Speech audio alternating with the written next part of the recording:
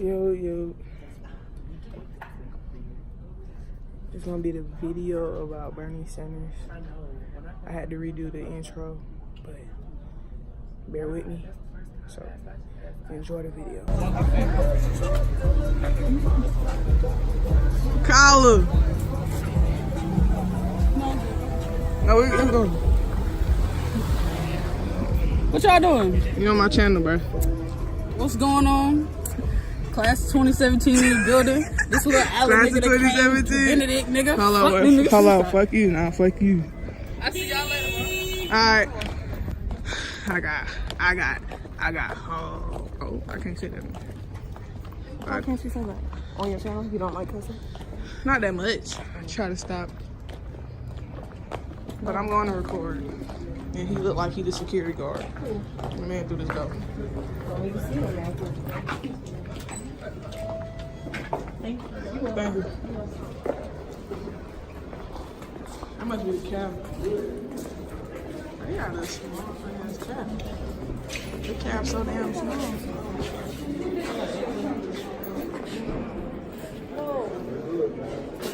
Oh, they got ATMs.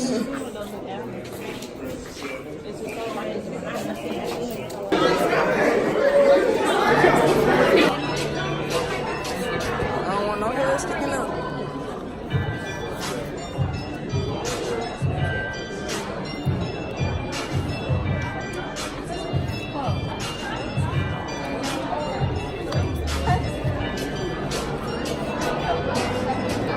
I was told that we had to dress up for this event, and I see several students not dressed up, and I'm kind of salty because I didn't have to change what I had on. Students out here. You talking about Allen students? Just say You need to come see Bernie Sanders for free. $3.99. Okay, what I'd like to do is just say a few words and we'll open up for discussion, because I want to hear what's on your mind. I asked the young man in my office, did not go to Benedict, he went to Morehouse. And I said, what should I say? What do you think, young people? Is we do not think big enough. We think too small. All right? This is the wealthiest country in the history of the world. Do you all know that? Well, we're not a poor country. Why is it that we have so many children living in poverty when we are such a wealthy nation? I want you to think about that. I want you to think about something that very few politicians talk about. I do. Most don't, but I want you to think about it. Do you think it is morally acceptable that 3 people in this country, the 3 wealthiest people, own more wealth than the bottom half of America, 160 million people? Does that make sense? Is that right? No. Okay, we got to think about that. And what do people with wealth and power do? Well, they often buy elections. Most of you, I hope all of you vote. My guess is that most of you do not put a couple of $100 million into politics to elect candidates who represent your point of view. Is that correct? All right, you vote, but somebody else who put hundreds of millions of dollars to elect candidates who, in fact, will vigorously oppose your interest. Question: how many major countries on earth do not guarantee health care to all people as a right? Anybody know the answer? Who knows the answer? 1. What country is it? You're living in it. So here in South Carolina, we have a situation where the state is not even implementing the Affordable Care Act that some of us helped to write, and you got 200,000 people in the state not getting the Medicaid they should. But on top of all of that, every other major country on earth, I live 50 miles away from Canada. When you go to the hospital in Canada, how much does it cost you? Anyone know? 0. not radically different in Germany or Scandinavia or countries all over the world. Why are we the only country on earth not to guarantee health care to all people? I want you to think about that. The other day I was in Colombia. Well, I'm in Colombia now, as a matter of fact. And I went to a rib place. A group of us went to a really good rib place, I can't remember the name. And I spoke to some of the waitresses there. And I said, tell me, how much money do you earn? You know what they said? What's the answer? $2.25, I think, was the answer, plus tips. The minimum wage in this state is what? $7.45? 25. That's the federal minimum wage. Can anybody live on $7.25 now? All right. You have a situation where many young people, and I want to congratulate Benedict, I guess they're lowering tuition here, right? And that's a great thing. That is a great thing. But we have some 40 million Americans leaving college deeply, deeply in debt. Some of you are going to leave school deeply in debt? Okay. And if you're going to go to graduate school, and if you're going to go to medical school, which I hope you, those of you who want to do that, I hope you do. I talk to doctors and dentists who are leaving school $300,000-$400,000 in debt. And I want you to think big, not small. Does it make sense that when we live in a competitive global economy, does it make sense to tell young people whose families don't have a lot of money that they can't go to college? Does it make sense to tell young people that they're going to leave school $30,000, $40,000, $50,000, $100,000 in debt for the crime of what?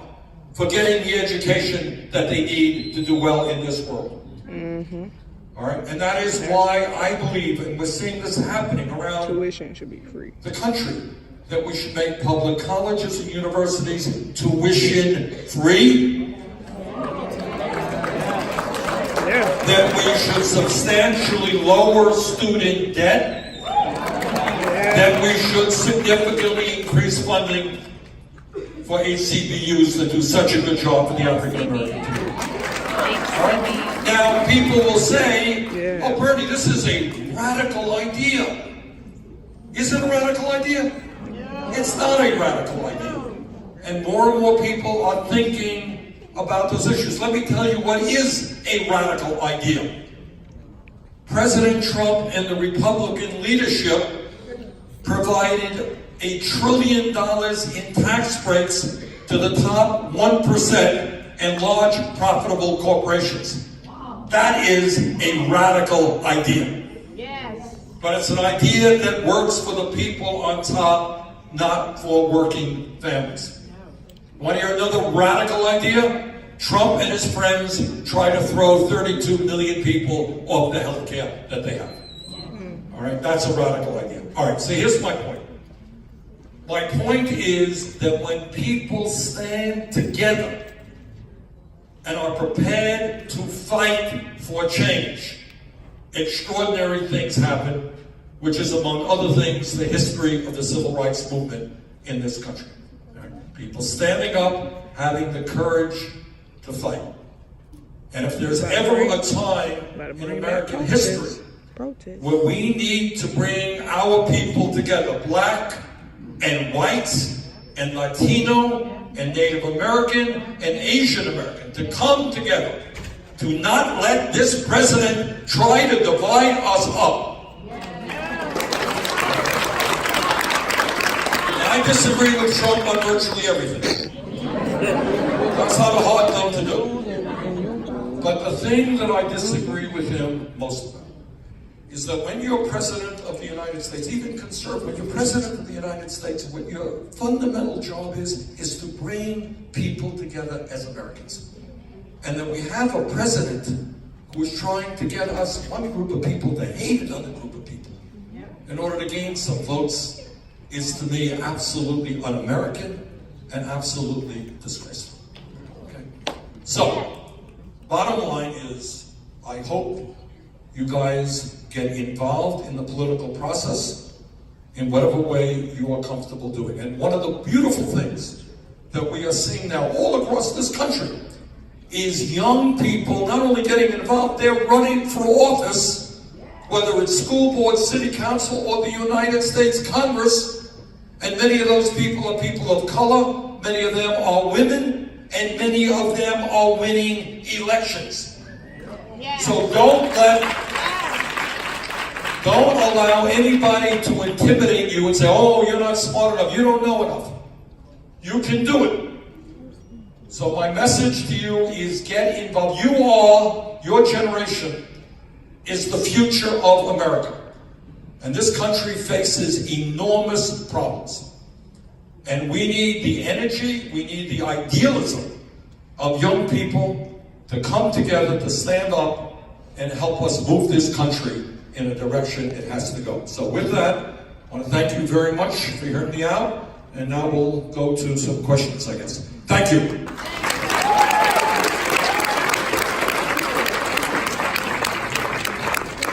1,000 families right now, many of them who live paycheck to paycheck, who aren't getting paid. And then to add insult to injury, many of those people not getting paid are going to work.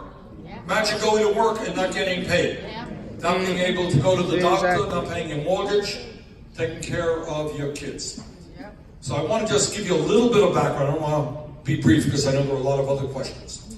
I want you all to know that before the shutdown began, in the United States Senate, every Republican, every Democrat voted to make sure there would not be a shutdown, to keep the government open until February. That was over a month ago. 100% of the United States Senate. And it was widely expected that the next day the House of Representatives would do the same. Then Fox Television got going and some right-wing commentators got going, and Trump said, I will not sign that bill unless you give me a wall for $7 billion, which, by the way, is a small part in terms of what the wall would eventually cost, about many, many, many billions of dollars. And then Trump met with the leaders of the Democratic Party. He says, I will take responsibility for a shutdown. I don't care, I want my wall. So what has to happen right now, in my view, is that Mitch McConnell, who is the Republican leader of the Senate from Kentucky, he has to, in my view, bring back exactly that same legislation that he voted for, and every other Republican voted for over a month ago, and that is the legislation that was recently passed by the House. If we do that, we'll end the shutdown. Thank you. Inhabitable. All right, did you see those wildfires? Read about those wildfires in California? That's the kind of stuff, not only in America, but around the world, we are looking at extreme weather disturbances. More floods, and I know you had a flood right here in Columbia not so long ago. You're looking at mass migrations of people. We have got to get a handle on it. This is your life. You got to stand up and fight to combat climate change and help us move to energy efficiency and sustainable energy. You've got to help us fight to guarantee health care to all people. You've got to help us fight to make public colleges and universities and HBCUs tuition free. You've got to do those things. Nobody is going to do it for you. So now let me tell you a little secret. Don't tell anybody I said this, okay?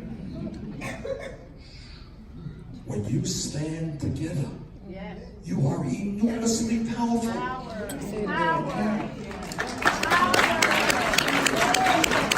So if you say, just one example. See, one of you can't do it, two of you can't do it, but when you stand together by the hundreds, you do it. You say to somebody, one of your elected officials, you say, look, we are concerned about the high cost of college education, student debt, and we want you, Mr. or Mrs. or Ms. elected official, to do something about it. And we are inviting you to come right here to the college to talk to us. Tell us what you're going to do. And by the way, if you're not prepared to meet with us, don't expect our vote in November. Dr. King, You are. and his legacy, and this question goes to that issue. What was it like marching with Dr. King, if you did march with him, work with him? What was it like? Well, I can't say that I worked with him, but I can say this kind of dates me a little bit. Me too. Back in 1963, I was your age, and I was at the University of Chicago College. And we got on a bus, and we went to the March on Washington, where Dr. King gave his I Have a Dream speech. And I would be lying to you if I did not tell you that that was one of the important days in my life. And I would be not telling you the truth if I didn't tell you that Dr. King has been a major political influence on my thinking. Now, let me say a word about Dr. King. All of you know that Dr. King was the leader. He was not the only one. He was the leader of a movement which consisted of many, many thousands of people to desegregate the South, to help pass the Civil Rights Act and the Voting Rights Act in the 1960s. And those were unbelievable and important achievements. But here is the thing that TV, when you watch TV, they're not going to tell you, is that he was even greater than that. In 1967-68, after having received the Nobel Peace Prize, Dr. King went into his conscience and he made perhaps the most difficult political decision of his life. What was that decision? Anybody know? What did he do in 67-68? Vietnam War. That's right. So here he was. Now put yourself into his head right now. He is the leader of the civil rights movement, which is based on nonviolence. And he looks around him and he sees a terrible, terrible war going on in Vietnam, where the United States is dropping an incredible number of bombs on people of color, people of Vietnam. And he says, I have got to stand up and oppose this war. Because how can I tell people in this country to be nonviolent, that that's the only way we make change, while the United States government is perpetrating terrible violence? How can I be honest for my support of poor people, which he was, and say that it's okay to spend billions of dollars on a war in Vietnam while children in America did not have enough food to eat? And his advisors said, Dr. King, don't do it. Because if you speak out against Lyndon Johnson, if you speak out against the war in Vietnam, a lot of the support that you had achieved from white liberals and others, that will be cut. And he dealt with this issue, very painful issue, and he ended up, read his speech at the Riverside Church.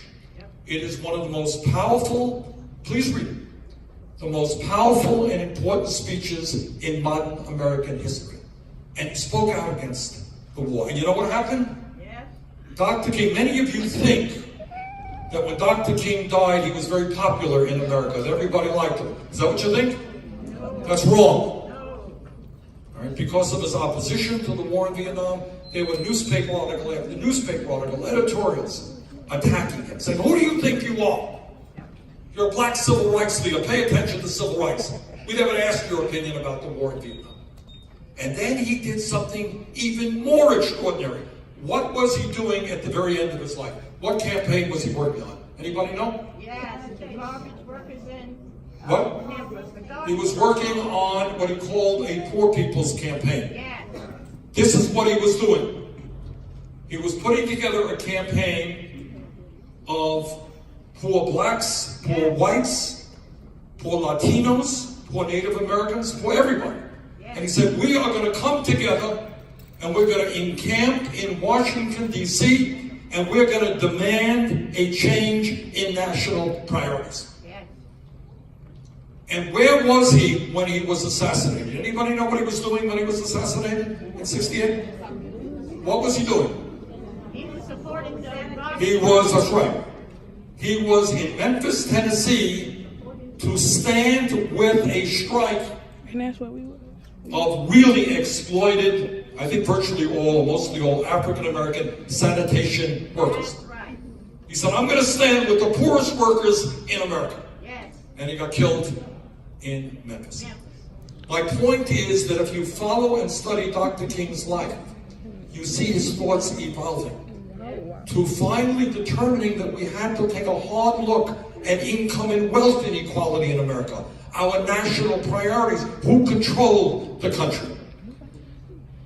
And to me, that makes him one of the very greatest leaders, not only in modern American history, but in the history of this country. This is a man of brilliance, of extraordinary courage. And I mean by courage, not only putting his life on the line against racists, that was courageous enough, but taking on the whole establishment, knowing that that establishment would go after you. That is unbelievable courage. So that, all of that has had a tremendous impact on my life, and I hope it has an impact on your lives as well. Doing an event there.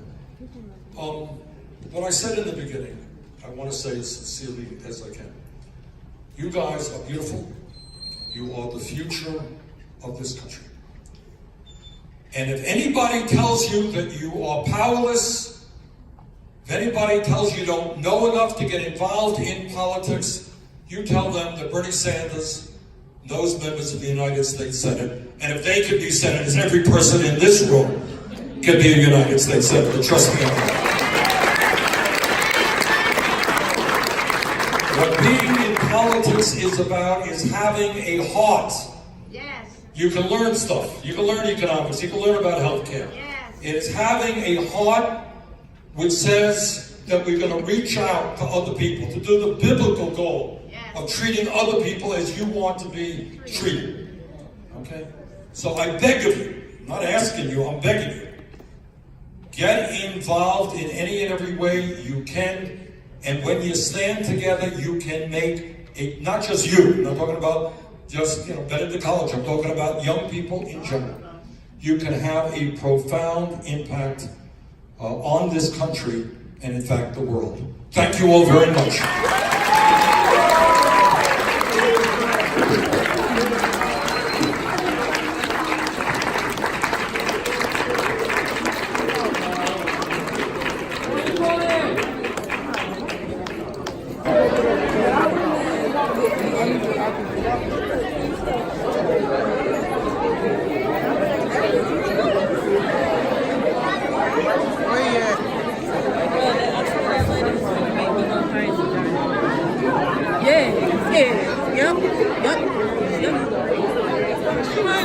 I think she was there when all this had to be.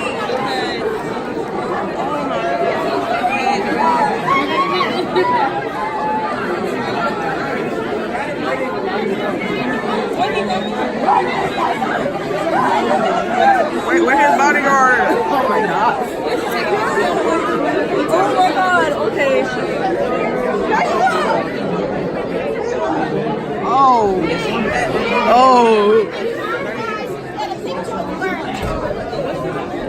Oh, that's her. Yes. Yep. Memphis, Tennessee. It was in Memphis, Tennessee.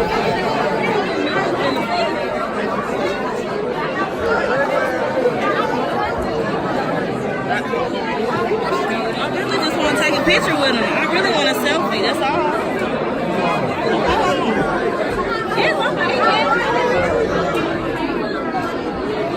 They might as well get that woman a picture now. Okay, they didn't move out the way. I just want to They need to give You gotta get gone. You can look at my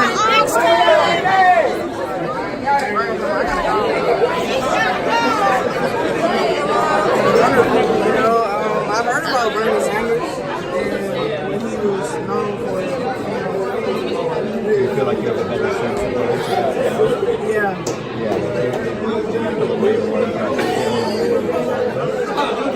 Yeah, I'm being impressed with him. Everybody should have voted for him. They should have voted for him. Were there any sort of topics that stood out to you? Things that were exciting about it? The government shut down. Yeah. Why does that issue matter? Why do you care about that issue? Because everybody needs financial needs. You can't do that without money. Sure. So they need to reopen it up. Have you heard of Senator Elizabeth Warren? She's coming up to me tomorrow. Oh, no. But I would like to promote it. Sure. Okay, well, can I get your name and age if you don't mind? My name is Letitia Brown. I'm 19. You're a student in Senator? Allen University. Can you spell out your name?